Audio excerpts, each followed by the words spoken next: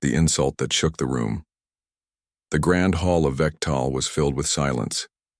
Thousands of aliens watched from their seats as the metal floor of the arena gleamed under bright lights.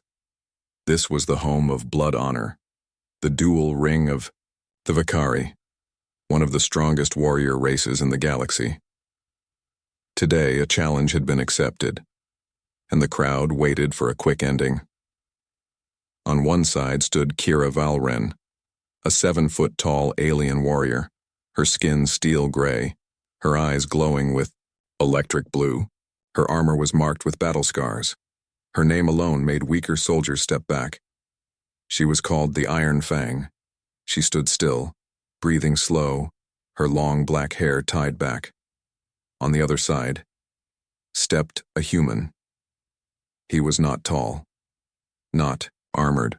He wore a simple dark jacket and light combat pants. He had no weapon, no scars, just a lazy smile on his face, like he'd walked into the wrong room and was too polite to leave. The crowd laughed. "That's the human?" someone whispered. "Is this a joke?" The warrior beside Kira leaned in and growled, "Break him quickly." Kira didn't nod. She just stared at the human. He grinned and walked casually into the center of the arena. "Hello," he said cheerfully. "Lovely place. Lots of angry stares, though."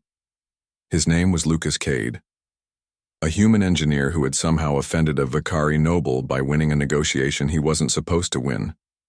The noble demanded satisfaction through the ancient rite, single combat, and Kira had been chosen to handle the matter. Lucas stretched his arms like he was warming up for a morning jog. "So, this is the part where we pretend this is fair?" he asked. A few chuckles rose from the human delegation, watching behind safety glass. Kira took a step forward. The room grew silent again. Her voice was cold. Calm. "Keep laughing, human. You'll regret it." Lucas raised his eyebrows. "Oh no, not the scary voice." He smirked. Then she moved. Not walked, charged, faster than anyone her size should move, her blade flashing out from her side. Lucas ducked. The edge of her blade missed his neck by an inch. Gasps filled the arena. He rolled backward and stood up, brushing dust off his jacket. "Hey now," he said. This was dry clean only. Kira's eyes narrowed. Her second strike came harder, aimed at his ribs. He twisted just enough to let the blade pass by. Then he laughed, not mocking, just amazed. "You're fast." For the first time, Kira hesitated. She had fought dozens in the arena. No one had ever dodged her, especially not a human.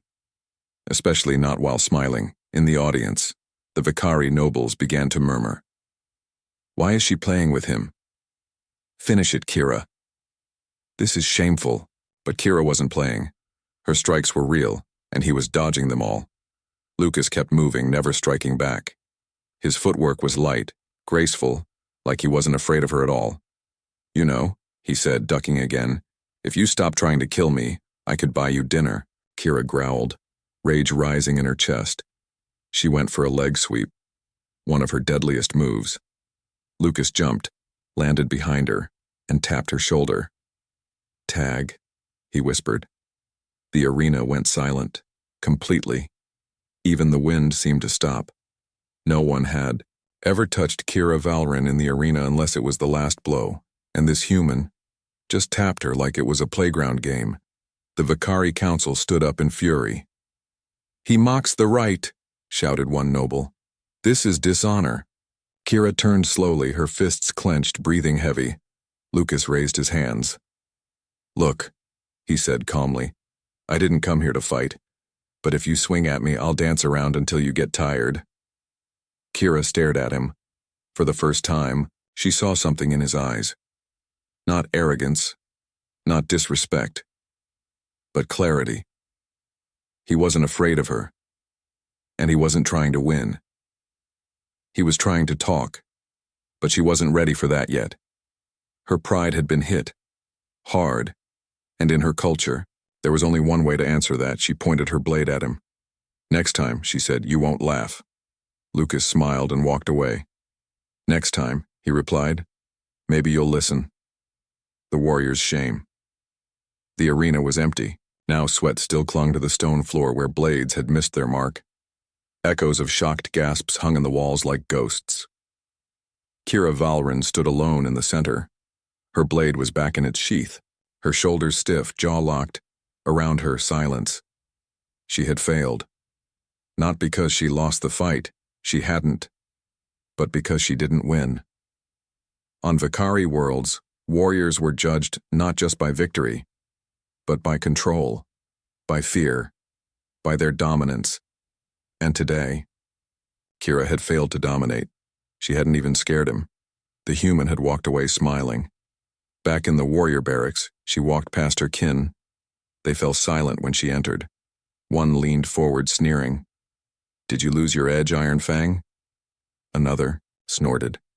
Or maybe humans aren't as soft as you thought. She said nothing. Kira walked straight to her room and shut the door. Inside, she dropped her armor piece by piece. The room was dark, plain, no trophies, no mirrors, just her training blades, her discipline manuals, and a mat on the floor. She stood, in front of the mat, fists clenched, then slammed one against the wall. The impact cracked the stone, but the pain in her chest didn't go away. Lucas Cade, a human, smaller, unarmed, disrespectful. And yet, he hadn't fought her, he didn't even want to.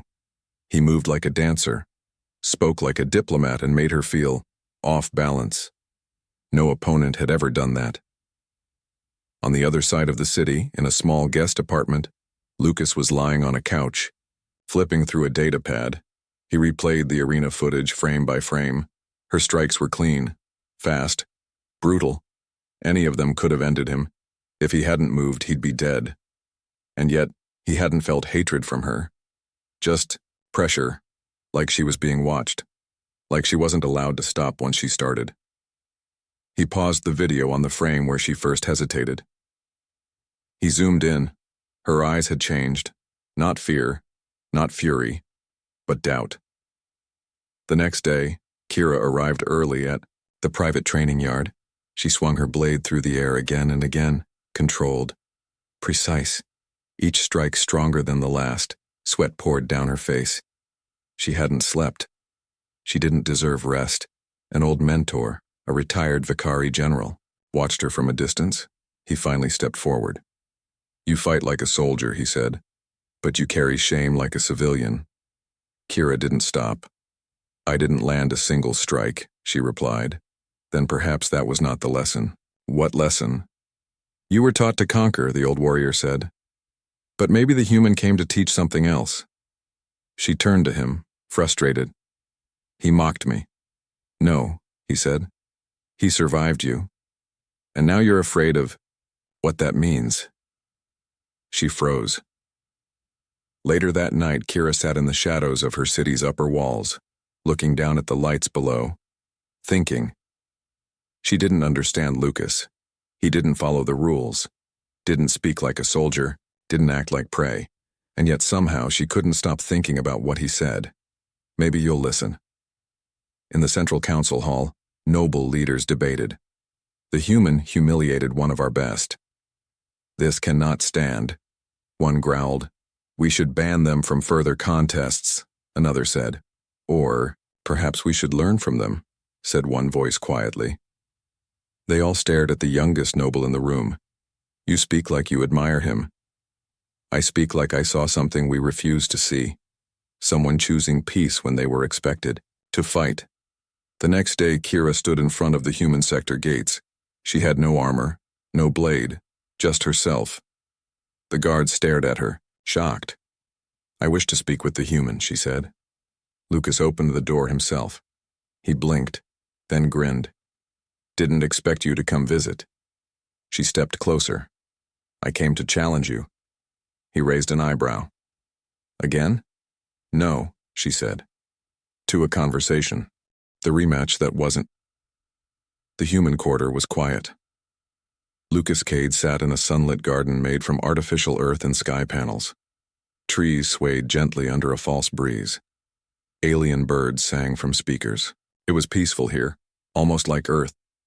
But today the air carried tension because Kira Valren had entered the human zone, unarmed and unannounced. Lucas sipped tea from a small ceramic cup, watching her with a cautious smile as she approached, across the stone path. "You sure you're not here to punch me again?" he asked. Kira didn't smile, but she didn't reach for a weapon either. "No," she said. "I came to talk." They sat across from each other on opposite benches. A silent moment passed. "You surprised me," she finally said. Lucas shrugged. "Most people say that after I cook. I mean in the arena." "I know." Another pause. The silence wasn't cold, it was heavy, full of things neither of them knew how to say. Kira looked down at her hands. "My people. They train us from childhood. We learn that emotion is weakness, that hesitation is shame." Lucas nodded. "And I made you hesitate." "Yes." "I'm sorry for that." Kira's eyes snapped up. "Why?" "Because that hesitation made you doubt yourself, and that's not what I came to do." For the first time, Kira looked confused. "You didn't come to win?" Lucas leaned forward. "No, I came to survive. I came because your noble challenged me, and walking away would have made humans look afraid. But I don't like fighting. I like fixing things." Kira tilted her head. "But you fought like someone who trained." Lucas smiled. "I used to dance." She blinked. "Dance?" "Yeah, my mom taught me. She said movement is a language. You can dodge anger the same way you dodge music." Kira fell silent again. Inside, something shifted. All her life, she was trained to meet force with more force, to strike first, to never ask why. But here sat a human who moved like water and fought without hate. And in doing so, he had defeated her not by strength but by peace. "We were told humans were dangerous," she said. "Chaotic, selfish." "And I was told Vakari eat their enemies," he replied. Her eyes widened. "We don't. I know. I didn't believe it either, but people fear what they don't know." Kira looked around the garden. It was calm, welcoming. She had never sat in human spaces before.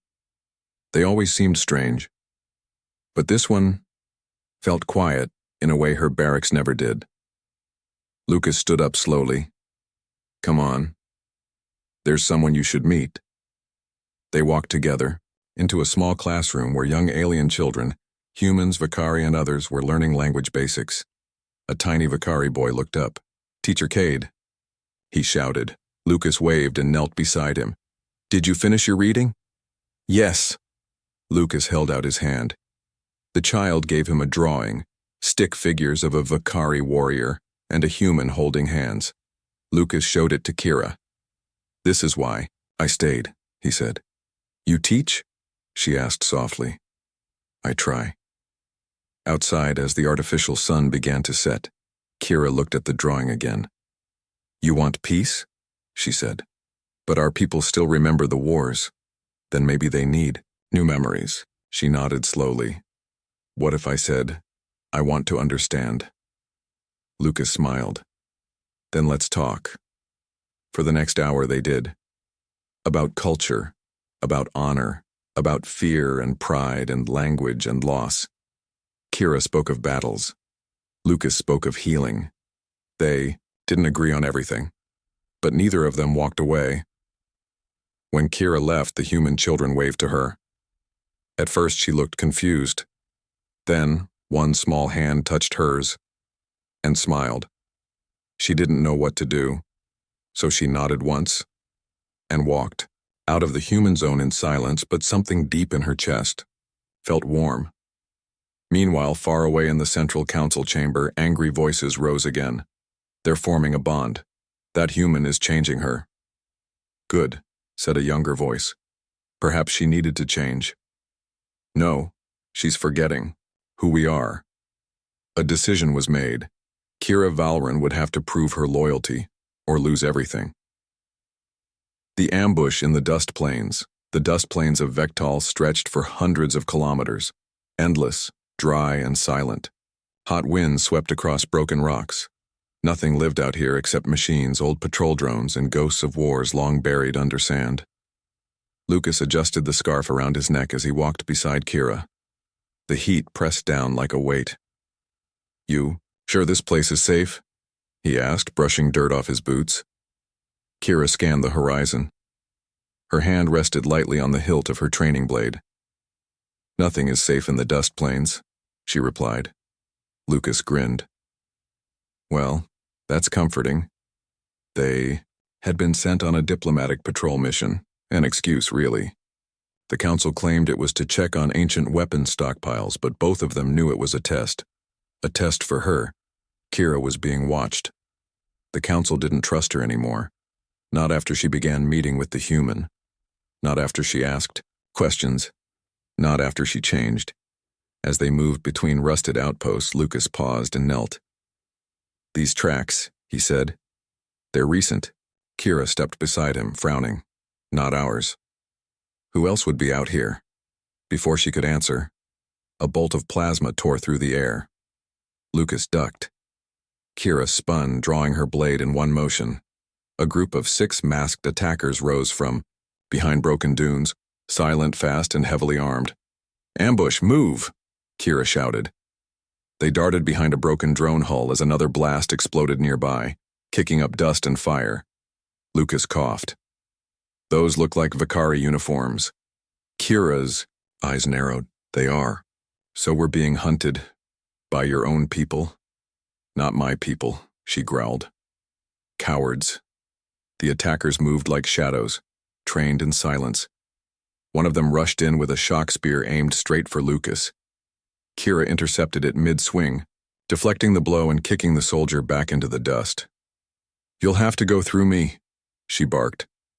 Lucas wasn't a fighter, but he wasn't helpless either. As Kira clashed with the next enemy, Lucas flanked left, grabbing a loose power cell from a broken turret and tossing it toward one of the attackers. It exploded in a flash, blinding 2 of them. "That wasn't in the manual," he muttered. Kira finished the last 2 with sharp precision, disarming, not killing. When the dust settled, the attackers groaned on the ground, alive, but beaten. Lucas stood up, panting. "You all right?" she asked, checking his arm. "I think I bruised my brain," he said. "But yeah." She didn't smile, but her grip on his shoulder lingered a second longer than it needed to. Kira pulled the helmet off one of the attackers. A young Vicari soldier stared up at her with defiance. "You should have let us kill him," he spat. "You've forgotten your blood." Kira's face stayed calm, but her voice was sharp. "No, I remember it, and it means more than killing someone who never raised a hand." "You're weak," the soldier hissed. "No," she said. "I'm awake." Back at the city, the council was furious. "You should have eliminated the human threat," one elder snapped. "He's not a threat," Kira replied. "He's the reason I didn't lose myself out there. You disobeyed. You protected him. I protected what was right." The council fell silent, then delivered judgment. "You are no longer fit to wear the mark of the Iron Fang." Her warrior title was stripped, the symbol removed from her armor. She stood in silence. Lucas waited for her outside. She didn't speak, just looked up at the stars, fists clenched. "They'll never see," she whispered. "They'll never understand." Lucas said, "Then show them." "How?" He looked at her with calm confidence. "By surviving, by saving, by doing the one thing they can't." She turned toward him. "What's that?" He smiled. "Forgive. The trial of silence." The Chamber of Trials was unlike any other place on Vectal. No weapons were allowed inside, no armor, no noise, only truth. A single circle of light glowed in the center of the floor, surrounded by rows of silent council members and watchers. It was tradition, old and sacred. This was not a place for battle. This was a place for judgment. And Kira Valrin stood at its center, alone. Lucas sat quietly on the upper balcony. Though outsiders were rarely allowed to witness such a rite, Kira had demanded his presence. If I must answer for my heart, she had said, then let the heart stand with me. He had never seen her look more determined, or more alone. An elder with skin like cracked stone rose from his chair. Kira Valrin, he said, voice echoing. You were once a fang of Vektal. You carried our pride. But your actions now call that into question. Kira stood straight, unshaken. You protected a human. You challenged our view of strength. You refused to strike when ordered. These are facts. But before punishment, we offer one last right. The room went even quieter. The trial of silence. Lucas whispered to the person beside him. What is that? A Vakari woman replied without turning. She must stand in the circle, unmoving for 1 full hour, while anyone may ask her one question, one truth. And she must answer? Yes, but only truth. No lies, no pride, no defense, only what is real. Lucas sat back tense. He knew Kira had nothing to hide.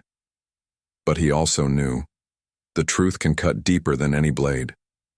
The first to step forward was a war chief. His voice thundered across the stone hall. Do you regret not finishing your duel with the human? Kira answered calmly. No. It taught me more than victory ever could. Murmurs rippled through the watchers. Next came a councilwoman. Do you believe humans are our equals? Kira didn't blink. I believe strength is not only in muscle. Humans carry strength in mind, and in mercy. Another wave of whispers. Then a soldier she had once trained approached the circle. His voice trembled. Why didn't you teach us this mercy before? Kira's eyes softened. Because I didn't understand it until someone showed it to me. Lucas listened with a tight chest. Each answer from Kira felt like a small rebellion, but also a step toward something greater. Not weakness, but clarity. She was peeling off the armor she had worn her whole life, and underneath was something rare.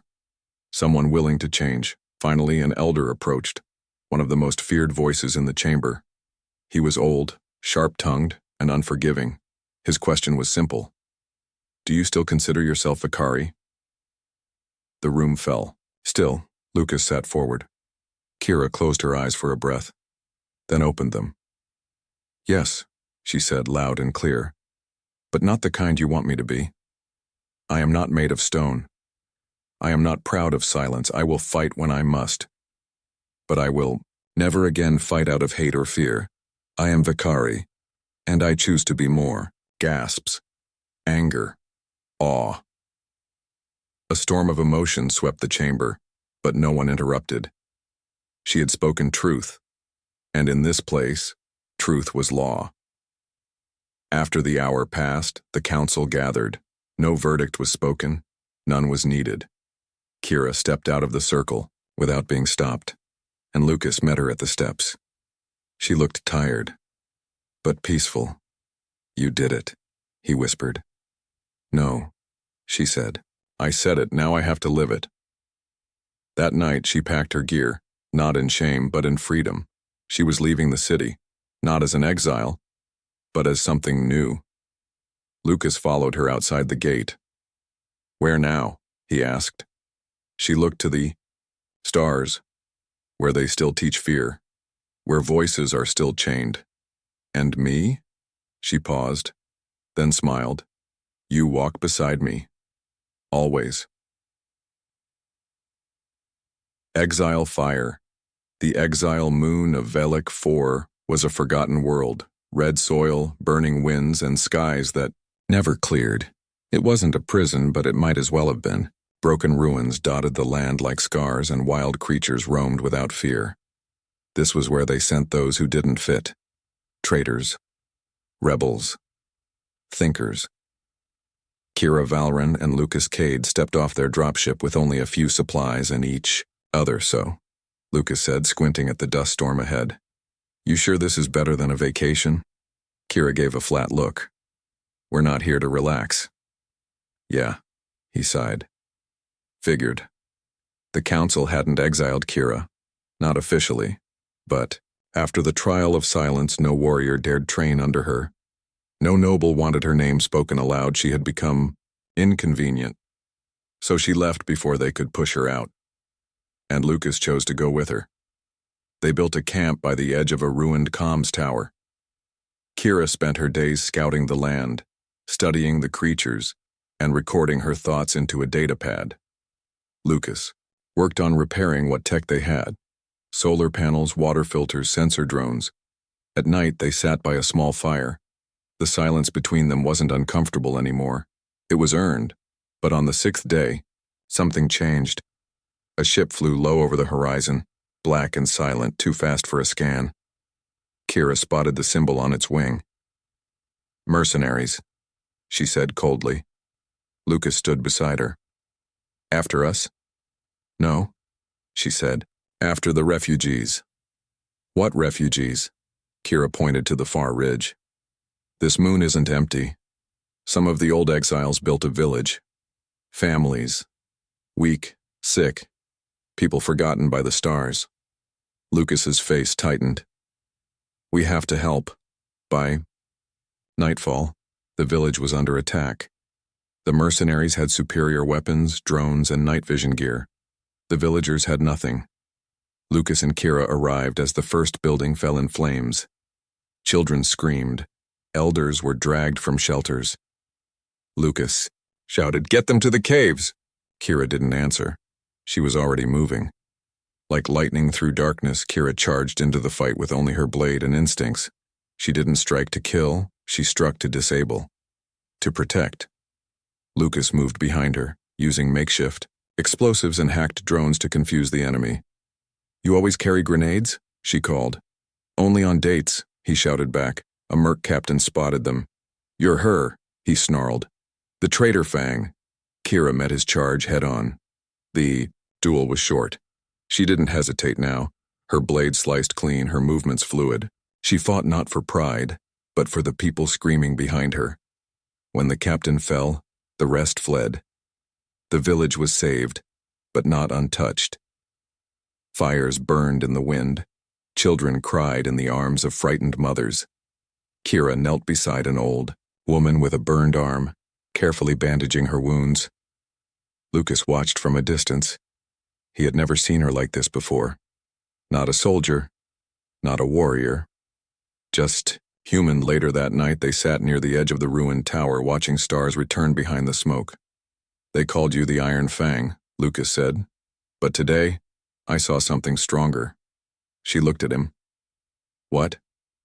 "You fought for people who'll never know your name, not for honor, not for thanks, just because it was right." Kira didn't speak for a long moment, then said, "I think that's who I've always wanted to be." Lucas nodded. "And now you are." In the days that followed, they helped rebuild the village. They taught. They listened. They led, and slowly, the fire of exile became something else. Not punishment. Purpose. Across the galaxy, someone released a video, grainy footage of a warrior protecting helpless families while a human engineer disarmed an enemy drone with a wrench and a joke. It spread, quickly, and it reached everyone. The respect of worlds. The video of Kira Valren and Lucas Cade defending the forgotten village had gone viral. It started with a quiet upload on a minor news node. An anonymous source, maybe a refugee, maybe a sympathizer. But the galaxy was hungry for truth. And when they saw the footage of a Vakari warrior shielding children, of a human disarming mercenaries with nothing but courage and scrap tools, they watched. And then they shared, across planets, across borders, across species, because strength looked different now, and it had a face. On the council world of Vectal, the silence was louder than ever. The very nobles who stripped Kira of her title now sat red-faced and uncertain as foreign leaders demanded answers. Why was your warrior cast out for compassion? How did a human show more honor in battle than your own champions? A younger Vakari councilwoman stood up. "We called her a traitor," she said, "but now the stars call her a protector." The room had no reply. On Valek 4, Kira and Lucas were busy teaching village children how to track and signal for help. They had no idea what was happening in the Senate chambers or on news feeds, until the message came. A sleek, diplomatic shuttle landed near the ruins. Out stepped a coalition envoy, a human general, an alien diplomat, and one of the Vicari Council elders. They bowed, not to Lucas, not to the crowd, but to Kira. The elder spoke first. "You once stood alone in the circle of silence," he said, "but now the galaxy speaks with you." He held out a symbol, not the fang, but something new. Two hands interlocked across a star. "We offer you a new title, Voice of Unity." Kira stared at it, then shook her head. "I don't need a title," she said. The elder nodded. "Perhaps not. But others need to follow someone who chose the harder path." Lucas watched from the side, arms crossed, smiling. Kira walked toward him after the officials left. "So," she said, "they like us now." "Told you," he smirked. "Everyone loves a good underdog story." She looked at the stars. "What now?" "Wherever they need us." She raised an eyebrow. "You're not tired of following me into danger?" He laughed. "Are you kidding? I'm writing a book." They boarded the coalition ship a week later. Not to return to power. Not to prove anything. But to build. To speak. On divided worlds. To help those who felt small, voiceless, and forgotten. And on every planet they visited, they told the same story. Of a warrior who was told her emotions were weakness. Of a human who laughed in an arena. And of what happened when they chose to listen instead of fight. Years later, children in alien schools would hear her name. Kira Valrin, the warrior who chose peace. They would hear his too, Lucas Cade, the human who danced through danger and taught forgiveness. But Kira never cared for fame. She cared for change. And every time she saw someone step out of fear or drop a weapon or offer a hand to someone different, she smiled, because now, strength had a new meaning, and it started the day she heard a human laugh.